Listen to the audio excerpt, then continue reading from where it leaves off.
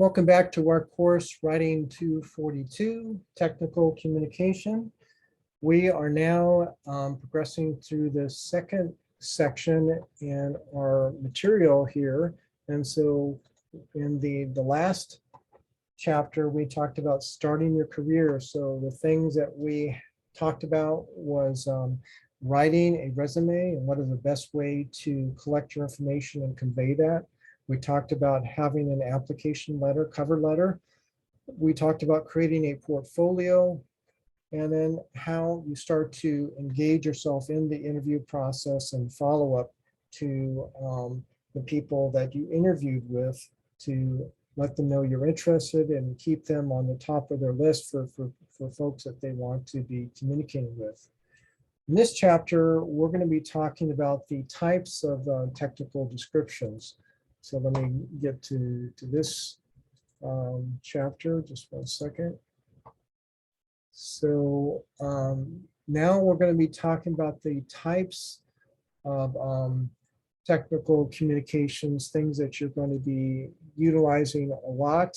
And so emails, letters, and memos, each one of those has a slightly different purpose. And so let's think about that. So you want to recognize the basic types of communications. And so these aren't reports. These are the more active day-to-day types of correspondence that you will be doing. Email is going to be something that you'll be using extensively. Letters and memos are a little bit more formal, and they have serve a specific purpose. And so you will slowly get a better sense of how to be choosing between those, but in a normal course of communication, emails would be the primary thing. You want to organize and draft a clear and concise message. So even with emails, use the spell checker. There's programs like Grammarly, which is a really wonderful tool that it goes a little bit more than just doing spell checking. It helps you with the grammar and how to format the message that you're trying to have. And you can even program it to have a certain style, if it's more formal or more informal. And so this is where we start to get into here, talking about the style, the design, and the medium for your readers. You need to be focusing on who the audience is. And another thing about email, just because you send it to some individual, remember that they can forward it and it can get forwarded again and again and again. So that is another thing that you need to be mindful and not be flippant with what you're trying to communicate in emails. So communicate effectively across cultures with emails, letters, and memos. Ultimately, that's what we want to try and do. So we want to be thinking and recognizing these basic types of correspondence. We want to use planning and research to create the content of your emails, letters, and memos, and decide what kind of email, letter, or memo is needed. And finally, organize and draft a clear and concise message. So here are the three things. So emails, notice what we have here. These are typically internal. The vast majority of the email you'll be doing is internal, where you're asking question, providing responses to question, and explaining decisions. So these are the types of things that you'll be using a lot. And so this would be within the corporate internet, helping you to be more effective in what you're trying to do with teams. We talked about teams already. Email will be one of the primary ways that you will be communicating and documenting those forms of information exchange that you're having. Letters are a lot of times used externally. These are formal requests. Sometimes you have to go through contracts through part of this. It could be inquiries, agreements, and applications. So it goes outside of the internet to another company, and so it has a very formal feel to it. Memos are internal. These can be things that convey decisions, agendas, policies, reporting, or short proposals. You could have a Word document that's attached to an email, and so it is a little bit more of a formal. Could be a PDF capture of things that is also signed. That's also a possible thing that would be part of this, and it's used for information that should not be widely released. So this is where you need to be careful in terms of the way that you communicate, who you share this information, And we've already talked about the ethical implications of this as well. So what are the features of these three types of communication: emails, letters, and memos? A letter, memo, or email will generally have the following features. It has a header, a greeting, introduction, body of paragraphs, conclusions, and signatures. So when you're having a memo or a letter, you're going to be gearing more formally to these things. In an email, a lot of these things will be a lot lighter, and it's meant to be more informal and quick type of communication, but you can see that they're all going to have elements of that. You want to prepare thoroughly for important correspondence. Ask the 5 W and how questions, and so I've listed here, and I'll talk about that in a second. Determine the rhetorical situation, the subject, purpose, readers, and the context of the use. Who is a reader of my letter, memo, or email? That's important. It's an individual. Is it a group? Is it a group statement that's going to be shared externally? Why am I writing to this person?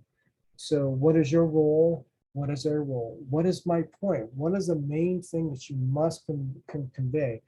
What do I want my reader to do? What is the action? You want to have something that's actionable. Where will the letter, memo, or email be read? This can be be important for if it's going to be viewed on a mobile device or a computer, whatever. All of those things are important. When will the letter, memo, or email be used? So, and finally, how will the reader use this document now and in the future? All of these are going to be, in fact, influencing how you're going to be addressing this. So decide what is needed. Documents serve different purposes: inquiries, responses, transmitted letters and memos, claims or complaints, adjustments, and refusals. Each one of these has a slightly different part of this. Inquiries, this could be you're thinking about proposing for a new contract and you need clarifications.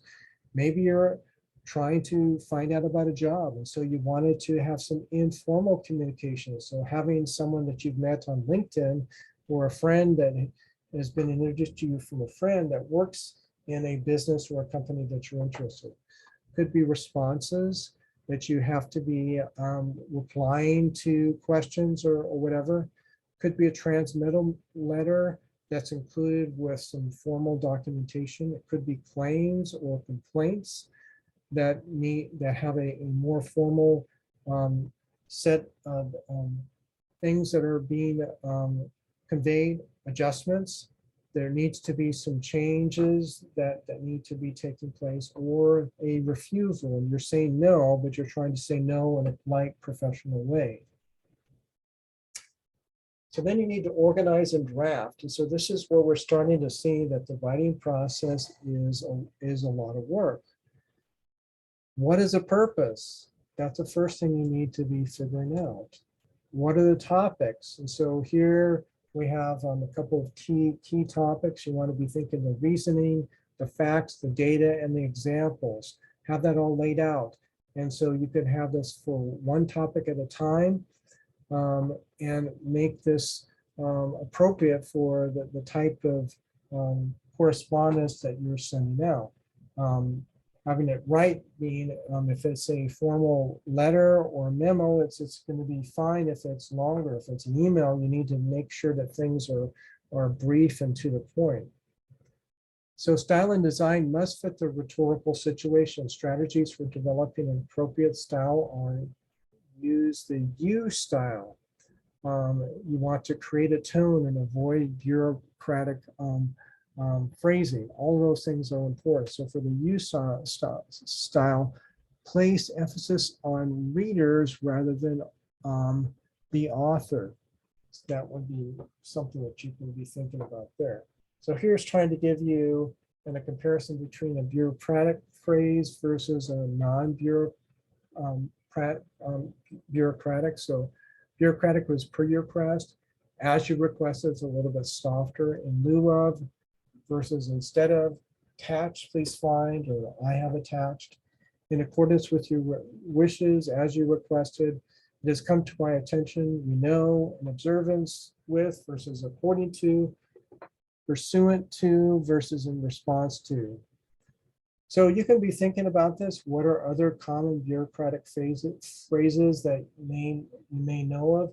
And there could be ones that are common for a certain industry. And how can you replace them with non-bureaucratic language? And so the goal is, let's try and get to this point here where we're focusing on non-bureaucratic ways of communicating information. Many companies use templates for letters and memos. First of all, there's letterheads, so you're branding the information. You use an inside address and include a greeting. All of these things are things that would be part of this process. The envelopes, that would be something. Word processing programs can capture the address from the letter and put it on the envelope or label. The envelope should have two addresses, the return and the recipient address. So that would be more formal.